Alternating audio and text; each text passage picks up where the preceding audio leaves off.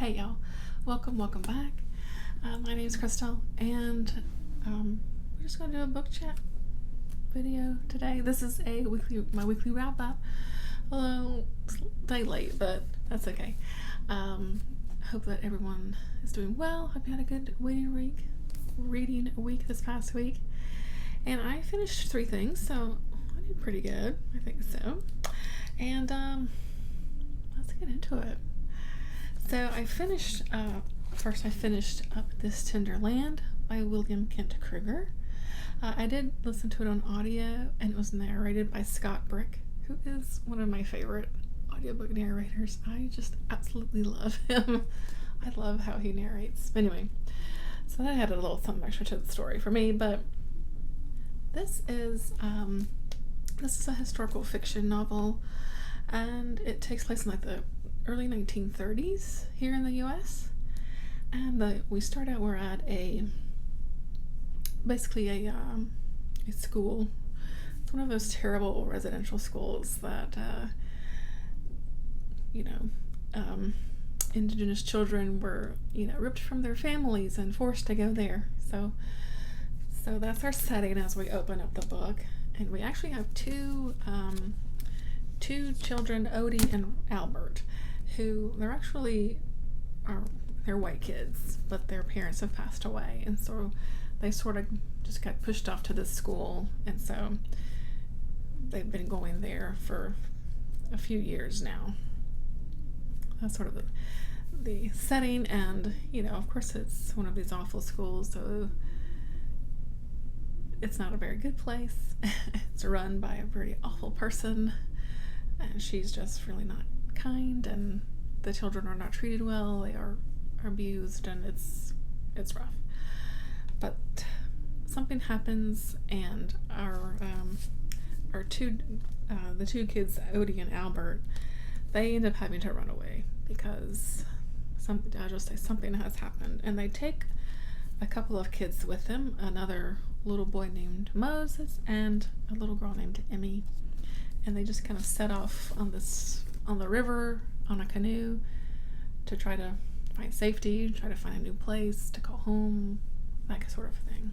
So the story is essentially about kind of the folks that they meet along the way, and things like that, and that discovering who they are, fending for themselves, because they're quite young. I mean, I think Odie is, was he 13, 12 or 13? And the little girl is like 5, and I mean, it's kind of crazy,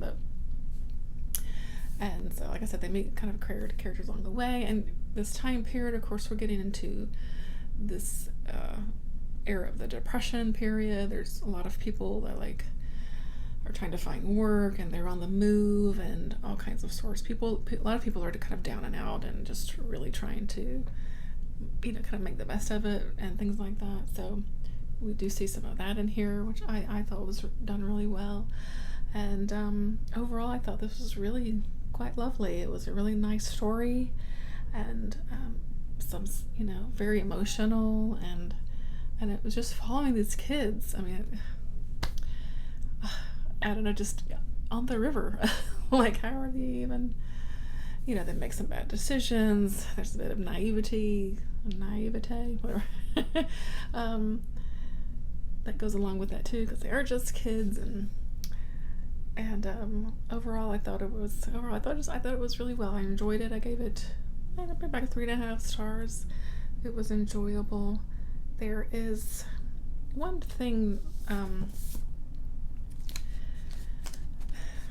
There was some, I don't know, what do I call it?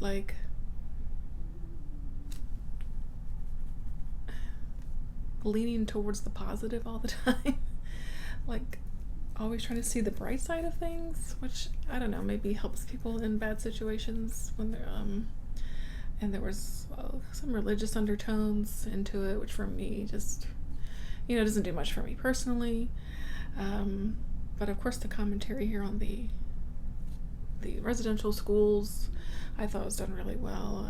Really portrayed them as being pretty awful places that they were, and if you are all familiar with that, so that was it was good. I thought that was part of the story, and yeah, things like that. So overall, I thought it was pretty good and written pretty well. I enjoyed his writing, and again, Scott Brick just kind of knocked it over the park for me. I just love his narration.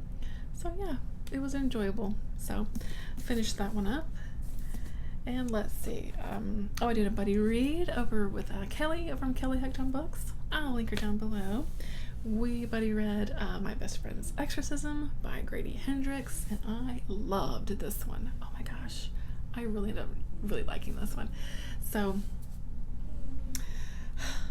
it kind of, like, the title kind of says what it is, right? We've got these best friends. They're two young girls, and this has all the 80s nostalgia, all the 80s vibes. And if like me, I was a young kid in the 80s. I was born in 77, so like my younger childhood was part of the 80s, and like, you know, kind of, it was just amazing, like going to the roller skating rink, and movies that they referenced and songs that they referenced, and each chapter was even named after a different 80s song, you know, things like that. Stuff like that was just really fun, and for me, just definitely, you know, filled that nostalgia. But we have these two, like I said, these two best friends, and we kind of see them as they meet as younger kids, like 11-ish, how they first met and how they became best friends, and then over the years, I think we kind of pick back up with them. I think they were like 16-ish. I'll say 16 because one is driving, so should have to be at least 16, right? And of course they're in high school, and this takes place in Charleston, and they go to a sort of, you know, private school, so there's that whole thing too of like private school stuff. And well, one of them, I guess, gets possessed, right? So I think sort of a classic, what I call now classic Grady Hendrix. I haven't read 2 books by him now, so I'm such a pro. But there's a lot of this like grossness, which I love personally. There's definitely some gross stuff in here, which it was also in this other book club's Guide to Slaying Vampires, had some gross stuff in it too, and I just like that. And what else? It was about their friendship, and even though the one girl that was possessed, who, if you're my kid, I'm sorry, he's like having a fit, but she did some pretty awful things, right? But the girl stuck with her, you know. She's like, you're my best friend, so let me help you, even when no one else would, right? So I'm not sure what he's crying about. Oh my god, anyway.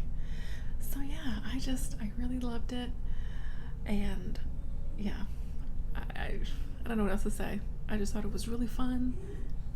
Had some good spooky stuff. Had a lot of gore, gross stuff, and just a really great friendship.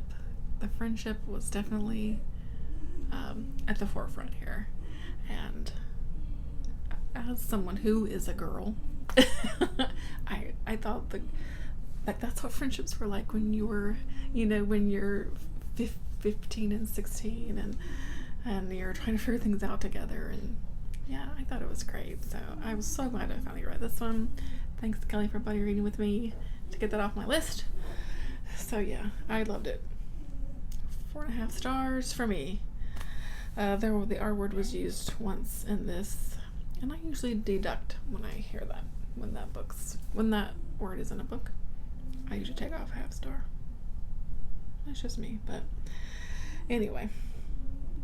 Okay, next up. Lovecraft Country by Matt Ruff. I finished this one up as well. I listened to an audio. Y'all know me. You know me by now. So I put it on hold, and the hold came in, you know, through the library. So went ahead and dug into it. Wasn't on my TBR or anything, but holds just come in when they want to. So this one, of course, had been on my radar because, of course, I wanted to see the show, right? And but you can't see the show until you read the book, right? And yeah, I enjoyed this too. I really enjoyed this one. So let's see. Excuse me, shift myself here.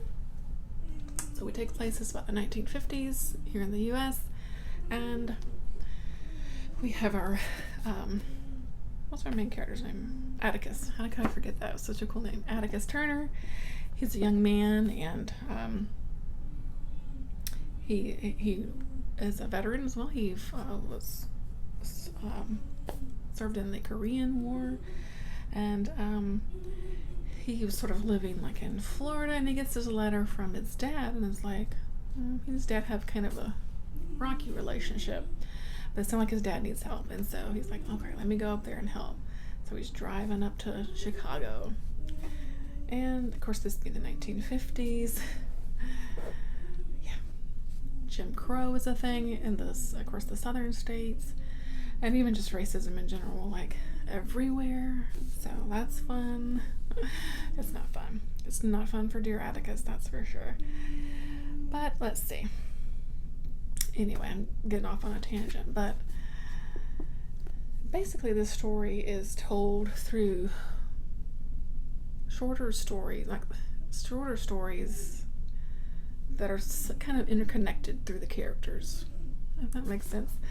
And so, like, the first story is Atticus, coming up to, making his way up to Chicago, and then making his way elsewhere with his uncle, who, and they're trying to, like, locate his father, and then the things that happen along the way. And there's, like, a really nice kind of ghost story that's, pertains to one of the characters that we met in the first story.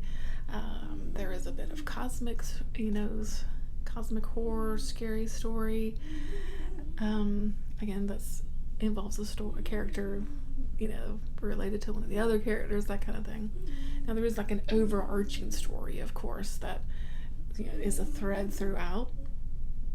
But really, it's just these little stories, and some are pretty spooky. The cosmic one was really good. There was this one story that had like this like evil. I don't know if it was really a doll necessarily, but that one was that one was spooky, and yeah, alchemy and magic and dark magic and things like that, and so it was really interesting and very fun, kind of story, and then of course all the commentary that we take away from this, from race in America, racism in America during this time period. Talks of Jim Crow, of course, like I mentioned, in the South, sundown towns. And there's Atticus's uncle, what do they call it in here? Yeah, he writes the Safe Negro Travel Guide, which of course was a real thing. I think it was called, I forget what the actual book was called, but there was a thing that, if you were an African American traveling, this book helped you figure out a safe place to stay for the night, or these people will serve you food in a diner, that kind of thing. And so that was throughout here as well, and I really liked that. And yeah, it was just, I don't know, it was really good, and definitely I've read it, so now I can look forward to the show now. Thought that's exciting, and yeah, 4 stars for me. I liked it. I liked it a lot. I thought it was really good. So that's my 3 books that I read, that I finished up. And let's see, I'm a little over half-ish way through Sinless Sins. Really hoping to finish it up by the end of the month. I've got the 3rd part to do, hopefully. I've got a few more stories in the fungi collection that I'm still making my way through, and I think that's about all I'm going to get through for August, but I'll come back and do a general August wrap up at some point too. I think, check my list here, yeah, that's what I got into last week, so not a bad week, pretty good. And I think that's it. Let me know what you read last week. Have you watched the Lovecraft Country show? Is it good? Because I really want to watch it now that I've read the book. Gotta get into it. And let's see. That's gonna do it, I think. Yeah, that's gonna do it for me. Thanks as always for watching. I'll catch you in the next one. Thanks so much. Bye-bye.